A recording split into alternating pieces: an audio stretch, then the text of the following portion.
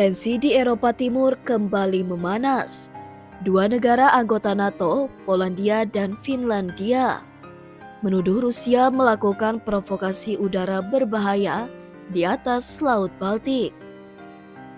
Jet tempur Polandia harus mencegat pesawat pengebom Rusia, sementara Finlandia menduga wilayah udaranya telah dilanggar.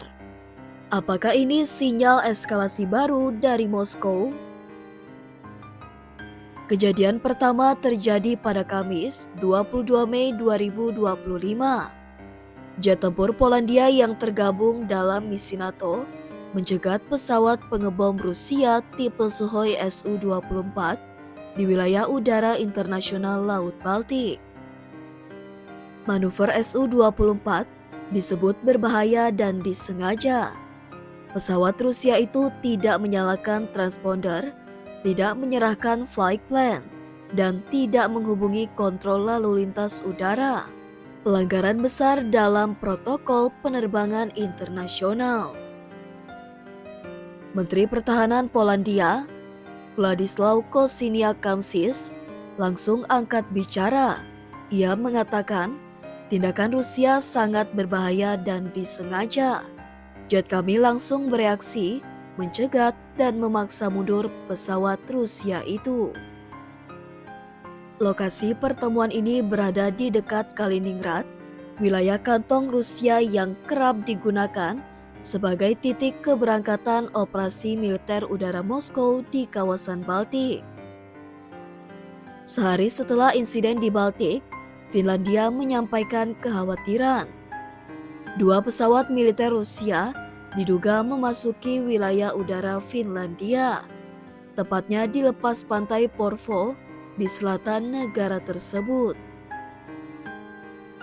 Menteri Pertahanan Finlandia, Antti Hakanen, menyatakan bahwa penjaga perbatasan sedang menyelidiki kasus ini dan menyebutnya, "Kami menanggapi dugaan pelanggaran ini dengan sangat serius." Finlandia yang baru bergabung dengan NATO pada 2023 kini menghadapi ujian pertama dalam menghadapi ancaman langsung dari Rusia. Insiden ini bukan sekadar provokasi biasa. Negara-negara Baltik menyebut Laut Baltik sebagai danau NATO karena hampir semua negara di sekitarnya kini tergabung dalam aliansi itu. Setiap pelanggaran bisa menjadi percikan kecil yang memicu reaksi besar. Apalagi jika terjadi insiden fatal atau salah perhitungan, maka pasal 5 NATO, yakni kewajiban pertahanan kolektif, bisa diaktifkan.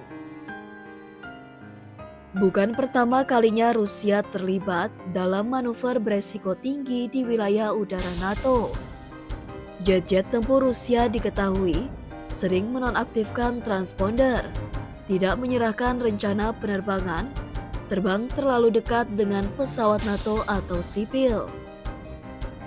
Ini menciptakan potensi besar kecelakaan udara dan sudah berkali-kali diprotes oleh NATO.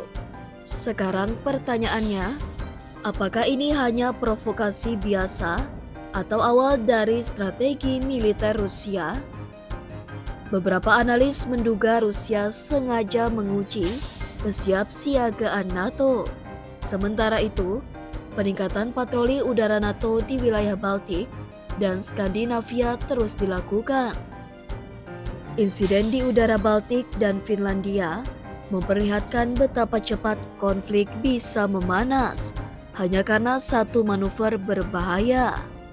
Dunia kini menanti, akankah Rusia terus bermain api atau NATO akan merespon lebih tegas?